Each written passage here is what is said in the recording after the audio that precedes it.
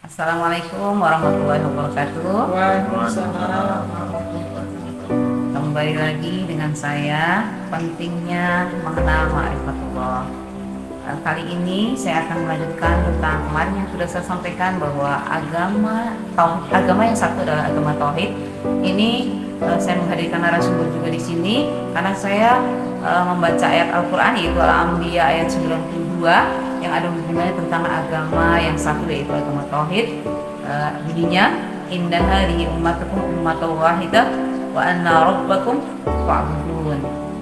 Ya, artinya bahwa sesungguhnya agama tauhid ini adalah agama kamu semua, agama yang satu, dan aku adalah Tuhanmu, maka sembahlah aku. Luar biasa ini Pak Amun.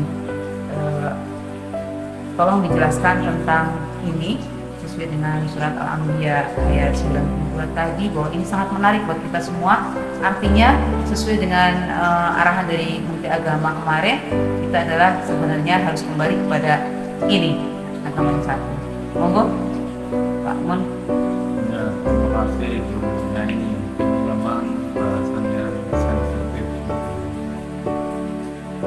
karena sedangkan satu Tuhan atau juga agama, bahkan satu agama pun kita suka ribut, bahkan tidak hanya ribut, kita berperang hanya dengan mazhab, dengan akidah, itu sudah terjadi permusuhan.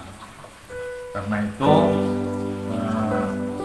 levelnya atau pokok bahasanya ada di level baharu, ada di level dunia yang dibatasi oleh ruang dan waktu, yang dibatasi oleh asumsi, persepsi, sudut pandang, sehingga selalu masing-masing orang, masing-masing kelompok punya perbedaan. Sehingga jangankan yang masih yang beda agama, ya satu agama sendiri pun seperti itu kejadiannya.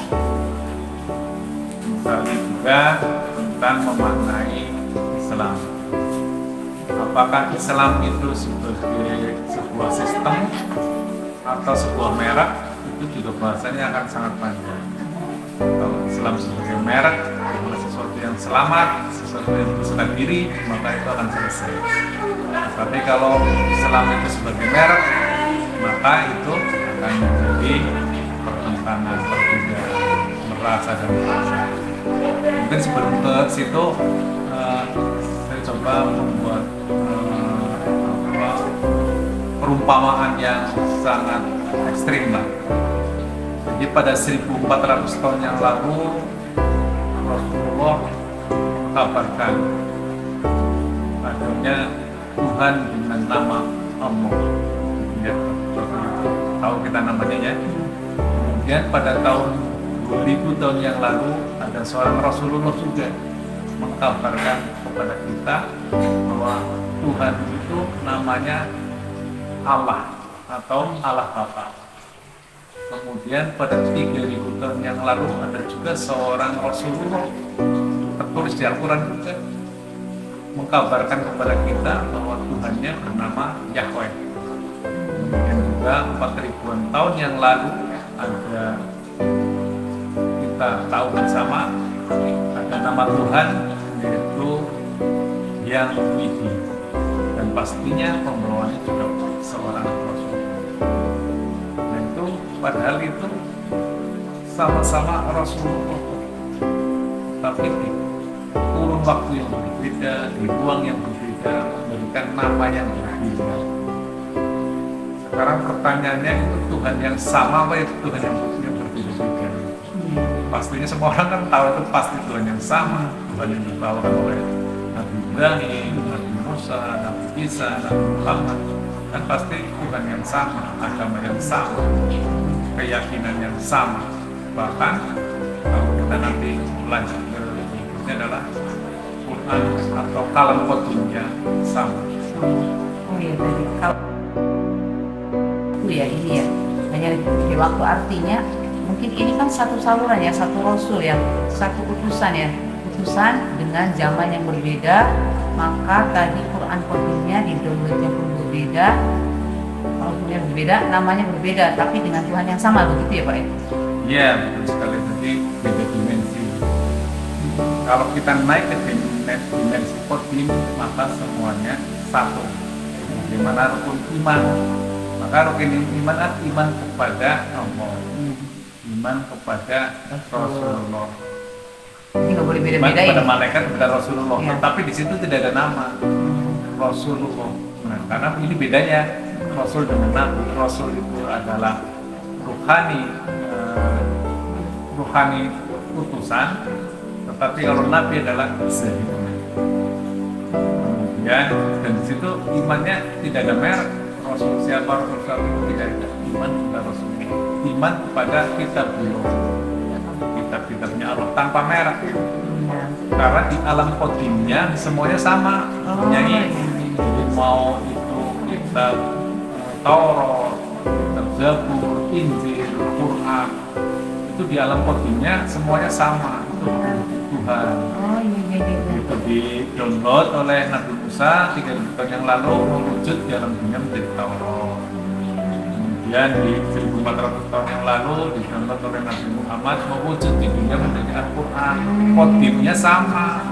Itu aja, masa Tuhan membeda-bedakan itu. Iya ya. Berarti hukumnya. Iya, berarti yang selama ini kita merasa syariat kita paling benar, saya pakai Al-Quran paling benar, saya pakai Injil paling benar, Taurat paling benar, artinya tidak ada benar salah di situ, tapi bahwa semua satu saling melengkapi ya Pak ya, saling melengkapi. Rasulnya juga enggak saya hanya milih Rasulullah, tapi bahwa kita harus meyakini beriman kepada seluruh Rasul, gitu ya. Jadi artinya begitu ya. Ya kurang lebihnya begitu. Namun lebih tepatnya itu urusan syariat masing-masing aja. Ya. Yang menjadi concern kan sebenarnya rusaknya hakikat. Oh iya. Jadi kayak itu lagi ketidaktersambungannya. Iya. Karena tidak tersambung maka persepsinya beda-beda. Karena Iya. pakai akal ya, pakai akal, pakai panca indera beda-beda jadinya. Tapi kalau kita sudah masuk ke alam tadi, pakai ke dimensi akhirat, artinya ke alam Qadim. ya alam qadim, berarti kita sudah satu, sudah tidak berwujud, sudah benar-benar hanya aku dan dia, hanya aku dan Allah, artinya gitu ya. Jadi menyaksikan semua itu. Ini makin menarik aja nih Pak. Jadi kadang-kadang kita merasa syariat kita sudah benar, tapi karena tadi kita tidak belajar secara rohani, maka mari kita sama-sama belajar kembali tentang rohani kita, mengasah rohani kita, jadi kita tahu betul-betul yang sejatinya seperti apa yang akan kembali, supaya kita nggak kebingungan pada saat kita kembali kepada Allah. Pada akhirnya semua orang akan mati, tapi kita tidak mengenal alam kematian. Jadi gitu ya Pak ya. Tapi Iya. mungkin koreksi dikit, jadi kita tidak bisa langsung ke Allah yang Maha Qadim. Itu tetap urut-urutannya dari manusia yang baru yang dunia naik ke alam Qadim, baru tersambung ke yang Maha Qadim. Tapi kita dari alam dunia untuk masuk ke Qadim itu pun hanya bisa melalui ruh gitu. Karena tadi kan di ayat yang podcast yang beberapa yang lalu kan Iya. ayatnya menyebutkan manusia tidak bisa terhubung langsung dengan Allah yang mengkadim, yang Maha Qadim. Jadi berantai Maha Qadim, Qadim, Bahari. Kurang lebih seperti itu. Maha metafisika, fisika. Artinya kita itu fisika itu alam nyata, alam kita sekarang alam dunia, ya kan? Ya, alam maha itu alam di atas itu yang langit ketujuh, Malik Yaumiddin, ya gitu ya. Alam Maha itu alamnya Allah. Alamnya Allah, alam menuju akhirat, maka kita harus mengenal, maka kita bertemu Allah sejatinya kita harus mati dulu gitu ya. Harus pertengahan nona alam Qadim itu. Iya. Jadi baru Qadim, Maha Qadim. Ya. Fisik, metafisik, maha metafisik itu urutannya, jadi Iya. berjenjang. Ya.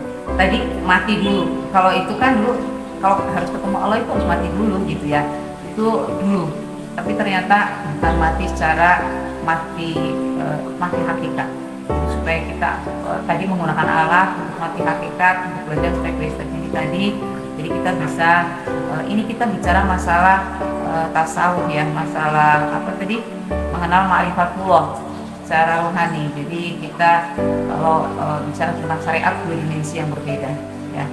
Tapi bagaimana kita belajar di rohani, karena sejatinya akan kembali ke rohani, inilah ilmunya ada di sini. Itu kita masuk dalam belajar Torikoh Nasabandiyah Walidiyah Nusantara.